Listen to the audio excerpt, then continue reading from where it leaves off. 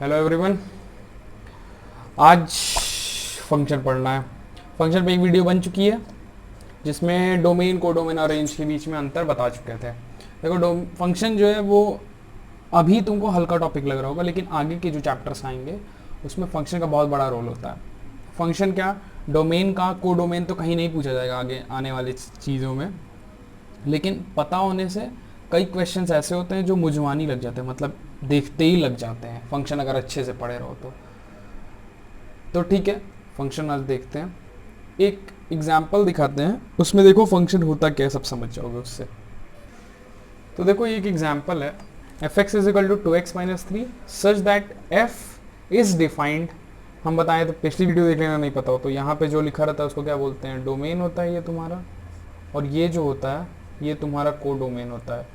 और जो भी ये फंक्शन होता है, जैसे ये जो फंक्शन है इसकी जो वैल्यू आती है, जो इसकी रेंज आती है, रेंज जो आती है वो इसी कोडोमेन में से होती है, इसी कोडोमेन के अंदर से ये रेंज आती है। या तो पूरा का पूरा कोडोमेन रेंज हो सकता है, या रेंज जो होगा वो इस कोडोमेन के अंदर ही की कोई वैल्यू होगी।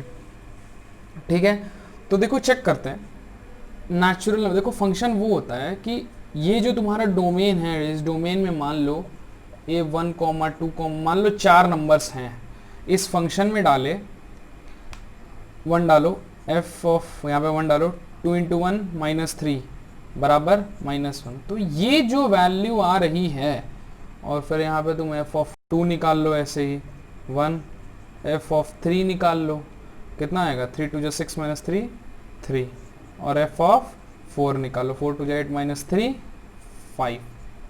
तो ये देखो, तो जब रेंज लिखेंगे ये तो तुम्हारा मान लो डोमेन हो गया, ये तुम्हारा डोमेन हो गया। अब जब हम यहाँ पे रेंज लिखेंगे, रेंज में क्या लिखेंगे, रेंज हम बताए थे जो भी होगा वो इस कोडोमेन के अंदर होगा।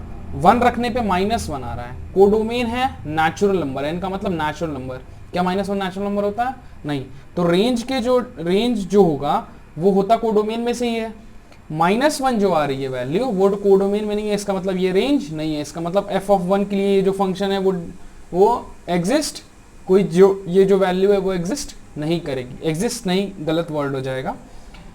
हम बताए थे रेंज जो भी होगा कोडोमेन के अंदर होगा। कोडोमेन है नेचुरल नंबर, -1 नेचुरल नंबर नहीं है, इस वजह से रेंज में -1 नहीं आएगा। क्यों नहीं आएगा? क्यों? क्योंकि कोडोमेन नेचुरल नंबर है और -1 जो है नेचुरल नंबर नहीं होता है। 2 की वैल्यू 1 है तो रेंज 1 आ जाएगा। 3 रखने पे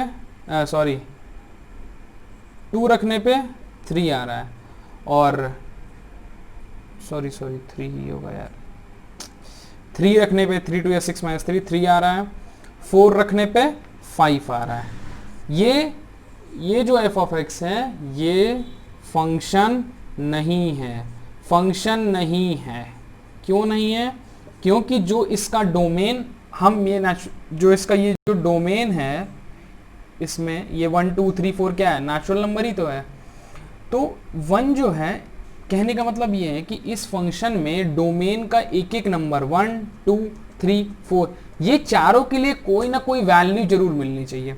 1 के लिए वैल्यू मिल रही है -1, लेकिन चूंकि को डोमेन में नहीं आ रहा है, इस वजह से रेंज में उसको हम लोग लिख नहीं सकते हैं। इस वजह से f ऑफ 1 की जो वैल्यू कहेंगे नहीं एग्जिस्ट कर रही। इस फंक्शन के लिए है तब भी कोई मतलब नहीं है। क्यों कोई मतलब नहीं है? क्योंकि वो कोडोमेन में नहीं आ रहा। इस वजह से f ऑफ 1 के लिए क्या कहेंगे, ये फंक्शन डिफाइंड नहीं है। तो अगर किसी डोमेन के किसी भी एक नंबर के लिए ये फंक्शन अगर डिफाइंड नहीं है, अगर वैल्यू नहीं दे रहा है जो कि कोडोमेन के अंदर आ रहा है, तो वो जो एक्सप्रेशन होगा वो फंक्शन नहीं हो सकता है। फंक्शन क्यों नहीं है? क्यों? क्योंकि डोमेन की एक वैल्यू 1 के लिए ये जो रेंज आ रही है, जो वैल्यू आ रही है, वो कोडोमेन के अंदर नहीं है। कोडोमेन क्यों चेक कर रहे हैं? क्योंकि रेंज जो होता है वो हमेशा कोडोमेन का सबसेट होना ही चाहिए, होना पड़ेगा। इस वजह से ये जो फंक्शन नहीं है। अगर 2 के लिए नहीं होता तो भी ये फंक्शन नहीं है, 3 के लिए नहीं। अगर 1 के लिए भी कोई ऐसी वैल्यू आती जो कि नेचुरल नंबर होती, तो ये फंक्शन, ये जो f x एक एक्सप्रेशन दिया हुआ है, ये एक फंक्शन होता, लेकिन फिलहाल ये फंक्शन नहीं है। समझे? फंक्शन और नहीं, फंक्शन होने और ना होने में क्या अंतर होता है। अब कुछ क्वेश्चन पे चलते हैं। देखो इक्वल फंक्शन क्या होता है, कोई भी दो फंक्शन इक्वल कब होते हैं, बहुत आसान है। अगर f1 कोई फंक्शन है a से b डिफाइंड है, f2 कोई फंक्शन है जो कि a से b डिफाइंड है, ठीक है, f1 f2 के बराबर तभी होगा, दो फंक्शन बराबर तभी होते हैं जब डोमेन एक का दूसरे के डोमेन के बराबर हो, कोडोमेन एक का दूसरे के कोडोमेन, कोडोमेन मतलब ये सेकंड वाला जिसमें ये एरो जाता है, ये देखो यहाँ भी बी है, यहाँ भी बी है, यहाँ भी डोमेन ए है, यहाँ भी डोमेन है, तो डोमेन बराबर कोडोमेन भी बराबर।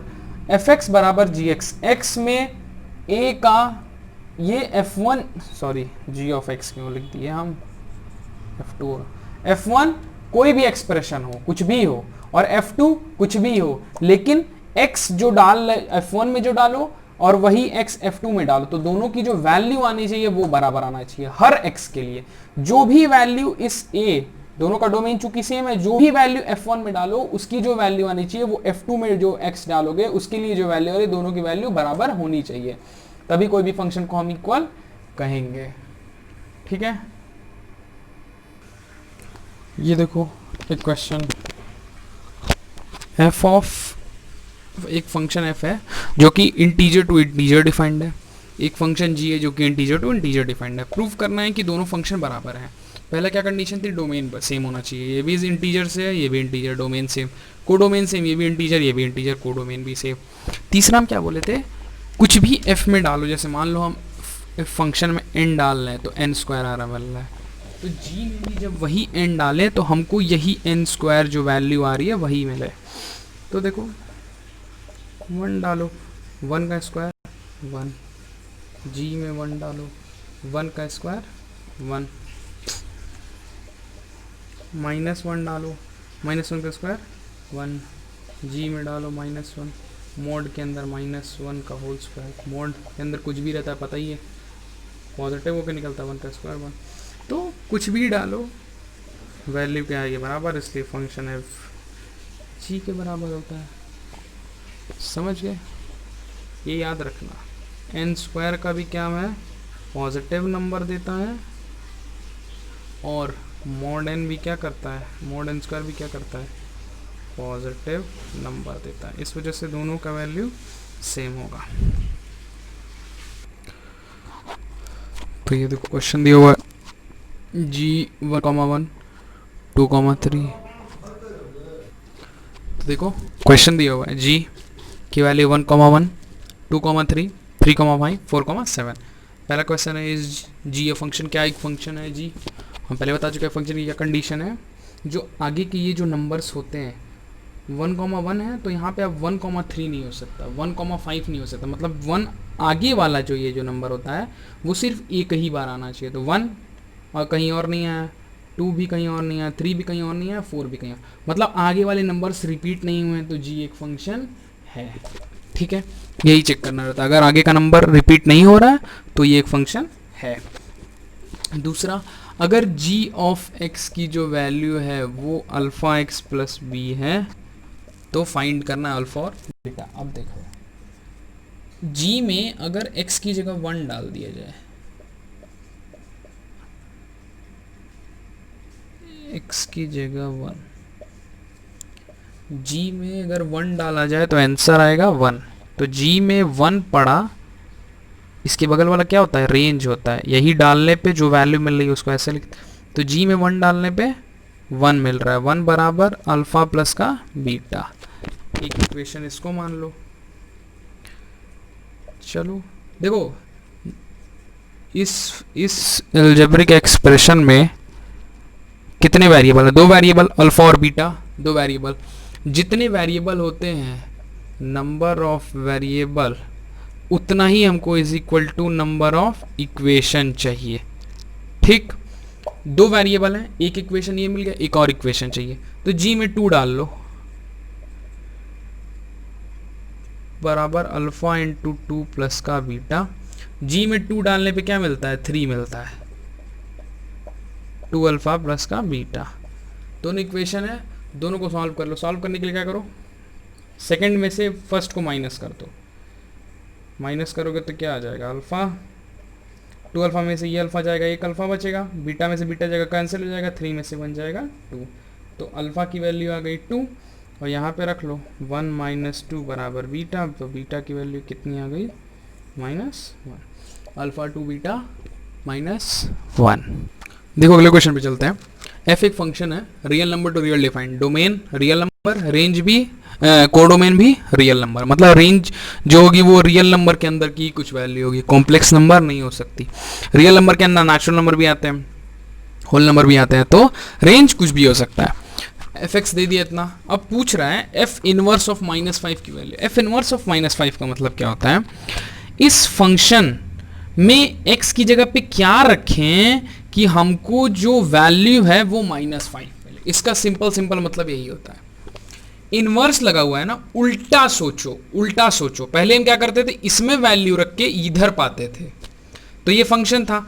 अब ये कह रहा है कि उल्टा सोचो, अब यहां पे क्या ऐसा रखें, समझे। अब यहां पे नहीं रखना, अब यहां पे रखना। जैसे कि समझ लो, यहीं से तुमको समझाते रहे, x इस फंक्शन को f को उधर भेज दो, तो जब उधर जाएगा तो क्या आता है, इनवर्स आ जाता है।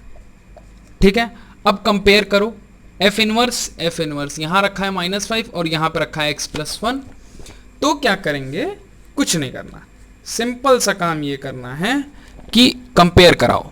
f ऑफ -1 ब्रैकेट में -5, यहाँ पे x² + 1, कुछ मत कराओ, बस कंपेयर करा दो। यहाँ ब्रैकेट में x² + 1, यहाँ -5 बराबर x², इधर आएगा प्लस में x² + 6 बराबर 0 हो जाएगा। ठीक, x² + 6 बराबर,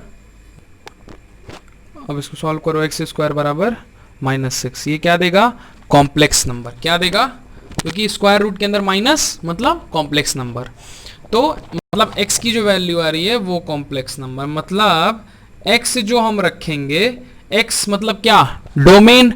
डोमेन में हम लोग क्या डालते हैं, रियल नंबर। रियल नंबर के अंदर क्या कॉम्प्लेक्स नंबर आता है, नहीं। देखो एक तरीका होता है, सबसे पहले आता है नेचुरल नंबर। नेचुरल नंबर किसके सबसेट होते हैं, होल नंबर। होल नंबर किसका सबसेट होता है, बताओ।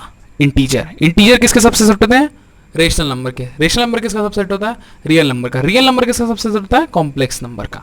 मतलब नेचुरल नंबर कौन से होते हैं, 1 2 3 4 5 6 7 8। होल नंबर क्या होता है, 0 1 2, होल नंबर में 0 भी आ जाता है। तो मतलब नेचुरल नंबर क्या होता है होल नंबर के अंदर, होल नंबर क्या होता है इंटीजर के अंदर, रेशनल नंबर इंटीजर क्या होता है रेशनल नंबर के अंदर, रेशनल नंबर क्या होता है रियल नंबर के अंदर, और रियल नंबर कॉम्प्लेक्स के अंदर। तो हम लोग वैल्यू रख सकते हैं सिर्फ रियल नंबर में से। यहां तो कह रहा है कि जब आप x² की जगह -6 रखोगे, तो क्या -6 तुम रख भी सकते हो, क्योंकि डोमेन में तो हमको सिर्फ रियल नंबर दिया गया। तो जब -6 डोमेन में दिया ही नहीं गया, हमको दिया ही नहीं गया रखने की, हमको परमिशन ही नहीं है रखने की, रखोगे इसी डोमेन में से। और कह क्या रहा है कि अगर तुमको -5 चाहिए आंसर, तो तुम x² के जगह पे -6 रखो। अब -6 कहां से रखो, जब तुमको डोमेन में से ही कोई वैल्यू रखनी रहती है, और डोमेन ही तुम्हारा रियल नंबर है। रियल नंबर के अंदर -6 आता है, नहीं आता है। इस वजह से ये कोई -5 ये फंक्शन कभी दे ही नहीं सकता, इसका कोई भी इमेज नहीं होगा। ये कभी ये वाला जो फंक्शन है इस डोमेन के अंडर में ये वैल्यू नहीं दे सकता। तो क्या लिखोगे, नॉट पॉसिबल। ऐसे ही सिंपल यहां चलते हैं, सीधे यहां पे आ जाओ। 26 चाहिए, वही सेम कंपैरिजन करो, x² + 1 बराबर 26, तो x² बराबर 26 - 1 25, x बराबर +5 -5। अब देखो x में +5 डालो या -5 डालो, तुम्हारा आंसर तुमको 26 मिल जाएगा। तो डोमेन में चेक करो, domain real number, +5 real number, -5 real number, तो इसका जो आंसर आ जाएगा वो +5 और -5 आ जाएगा। ठीक है, अगर यहां पे रियल नंबर की जगह पे होता कि f नेचुरल नंबर से रियल नंबर, ऐसा कुछ होता, तो +5 नेचुरल नंबर है, -5 नेचुरल नंबर नहीं है, तो -5 को काउंट नहीं करते, सिर्फ +5 को लेके चलते हैं। समझे, आंसर जो भी आया पहले डोमेन से मैच करा लो, डोमेन में आ रहा है कि नहीं आ रहा है। यहाँ पे चलते हैं, यहाँ पे x² + 1 की वैल्यू 10 के बराबर, x² बराबर 9, x बराबर +3, -3, सही है, डोमेन में मैच कर रहा है।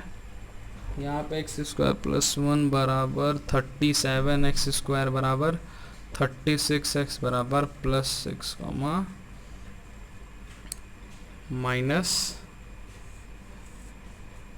6। तो ये भी डोमेन में है। तो ये सब इसके आंसर्स हो गए। देखो आते हैं अपने अच्छे से क्वेश्चन पे। fx दिया हुआ, अगर x मतलब ये x की जगह पे अगर हम q का मतलब क्या होता है, रेशनल नंबर। अगर मतलब हम रेशनल नंबर डालते हैं, मतलब 1 2 3 4 -1/2 1/2 3/2 ऐसे कुछ डालते हैं, तो आंसर आएगा +1। और x की वैल्यू रेशनल नंबर नहीं, रेशनल नंबर नहीं मतलब हम बताए थे रेशनल नंबर किसके सबसेट होता है, real number. Real number complex number के, मतलब रियल नंबर कुछ ऐसा, जैसे मान लो बस रेशनल ना हो, जैसे 1.33, समझे, जैसा नहीं, जैसे मतलब कोई भी ऐसा नंबर जो रेशनल ना हो, बस रेशनल नहीं होने चाहिए। रेशनल के अलावा कुछ भी हो, जैसे कॉम्प्लेक्स नंबर हो तो उसका आंसर -1 आएगा। कुछ ऐसे रियल नंबर होते हैं जो रेशनल नहीं होते तो वही रियल नंबर होते हैं। जैसे कॉम्प्लेक्स का मतलब क्या होता है, non terminating non repeating. Real और रेशनल नंबर का मतलब या तो ये नॉन टर्मिनेटिंग रिपीटिंग हो या रिपीटिंग नॉन टर्मिनेटिंग, तो ऐसे नंबर्स रेशनल नंबर्स में आते हैं। तो देख लो, कहा जा रहा है f ऑफ 1/2 की वैल्यू निकालो। f में 1/2 क्या है, रेशनल नंबर है ना 1/2, तो आंसर क्या आएगा, मतलब 1 आएगा। क्यों, क्योंकि कहा गया है। अब 1/2 की जगह अगर 3 भी होता तो आंसर क्या आता, 1 आता, क्योंकि कहा गया है रेशनल नंबर है तो आंसर क्या है 1। अब यहाँ पे नॉट रेशनल नंबर, जैसे मान लो f ऑफ पाई क्या होता है, pi is an irrational number. Irrational number, तो f ऑफ पाई की वैल्यू क्या हो जाएगी, रेशनल नंबर जो नहीं हो, बस जो रेशनल ना हो, -1। पाई क्या है, इर्रेशनल नंबर है, -1 ले लो। f ऑफ √2 क्या है, कॉम्प्लेक्स नंबर है, कॉम्प्लेक्स नंबर क्या है, इर्रेशनल नंबर है, इर्रेशनल नंबर है, तो आंसर क्या आ जाएगा -1। रेंज का मतलब हम बताए थे, रेंज मतलब होता है जो वैल्यू ये दे रहा हो, जैसे ये जो फंक्शन के अंदर कुछ भी डालो तो ये जो वैल्यू दे रहा हो, तो रेंज में क्या लिखेंगे, रेंज में जो वैल्यू दो ही आ सकती है, पहले ही बता दिया गया है कि आंसर दो ही हो सकते हैं, कुछ भी डालो आंसर इन्हीं दोनों में से होगा। तो रेंज मतलब जो भी वैल्यू आएगी इन्हीं दोनों में से आएगी। Pre image of -1 and +1, pre image का मतलब वही जो f ऑफ इनवर्स हम तुमको पहले निकलवाए हैं क्वेश्चन में, वही है प्री इमेज, उसी को बोलते हैं प्री इमेज, समझे। तो प्री इमेज पूछ रहा है +1 की -1 की। तो प्री इमेज जब भी पूछे कुछ मत करो, प्री इमेज का मतलब होता है इनवर्स में 1 बराबर क्या होगा। जैसे वहाँ पे -5 था, क्या रखने पे आता, क्या रखने पे -5 आएगा, क्या रखने पे 37 आएगा, जो पहले क्वेश्चन थे। तो क्वेश्चन मार्क का मतलब क्या रखने पे 1 आएगा, रेशनल नंबर रखने पे 1 आएगा। तो इस क्वेश्चन मार्क की जगह क्या रख दो, कह दो कि भैया रेशनल नंबर रखोगे तो 1 आएगा। तो इसका आंसर, इसका प्री इमेज +1 का क्या हो गया, रेशनल नंबर। प्री इमेज का मतलब होता है क्या रखने पे वो आएगा, रेशनल नंबर रखने पे +1 आएगा। वैसे ही प्री इमेज -1 का क्या रखने पे -1 आएगा, भैया रेशनल नंबर को छोड़ के कुछ भी रख दो -1 आ जाएगा। तो रियल नंबर में से इंटीजर हटा दो, जो बचेगा नॉन रेशनल नंबर होगा। रियल नंबर में से रेशनल नंबर को हटा दो, समझना। देखो गलती भी हम करके मिटाते हैं तो उससे भी समझो। रियल नंबर हम तुमको बताए थे, natural number, whole number, integer, rational number और फिर रियल नंबर। तो ये रियल में से ये रेशनल का मतलब ये सब कुछ रेशनल नंबर में आ गया। मतलब इस रियल में से इसको अगर हम हटा दें तो जो बचेगा वो इरेशनल नंबर बचेगा। तो इसी में ये इसको ऐसे लिखा गया, रियल नंबर में से रेशनल नंबर को हटा दो, मतलब माइनस कर दो, जो बचेगा वो -1 देगा। या ऐसे भी कह सकते हो, इतना r- क्यों नहीं समझ में आ रहा है कैसे लिखना है, तो लिख दो सिंपल सा कि irrational number, irrational and complex number, बस लिख दो, क्योंकि रियल नंबर और कॉम्प्लेक्स ही नंबर तो आते हैं रेशनल के आगे। तो ऐसे लिख दो, इरेशनल या कॉम्प्लेक्स नंबर, ये भी आंसर सही है तुम्हारा। तो ये कुछ अच्छे अच्छे क्वेश्चंस थे जो करा दिए। बाकी देखो यार, यहाँ से पढ़ के आओ तो बस एक बार किताब खोल लिया करो, थोड़ा सा क्वेश्चन देख लिया करो, जो ना समझ में आए कमेंट सेक्शन में बता दिया करो, उसमें हम तुम्हारे लिए वीडियो लेते हैंगे। ठीक है, तो अभी बंद करते हैं। हाँ यार, एक बात भूलना भूल गए, सब्सक्राइब कर देना यार, ठीक है, मन करे तो। ठीक है, चलो तो बंद करते हैं।